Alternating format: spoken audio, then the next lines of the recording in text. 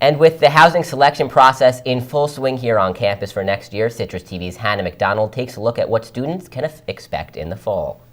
With a freshman class of nearly 3,500 students and a sophomore class close to 3,200, next year's incoming class seems to promise more growth again. Issues that arose at the beginning of the academic year regarding lack of housing have some students cautioning the class of 2015. I thought I was going to be in a split double or an open double, but when I got the email over the summer that I was an open quad, I was like, oh, what's that? And they said they overbooked the dorms, so they had to put people somewhere. So they're like, oh, we have extra lounges, so they just put us in a lounge.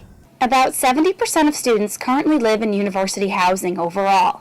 With first and second year students required to live on campus, some are worried about the availability of housing. However, Eileen Simmons of Housing, Meal Plans, and ID Services tells Citrus TV News there is nothing to be concerned about. If you're part of the reservation process, you're never locked out. You might not like what's left in the end, but there would always be a bed for you through this year's process.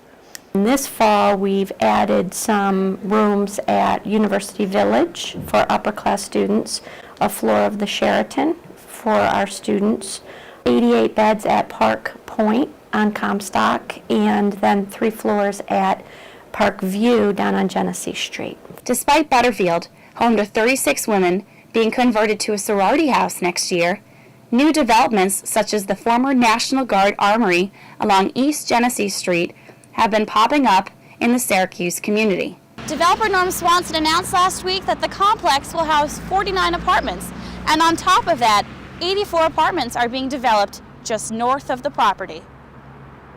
I would say if someone has a question to get themselves up here, calling isn't great because there's so many calls. Email is fabulous, and we'll do our best to help a student through it. It's no guarantee they get what they want, but they can't say they weren't informed.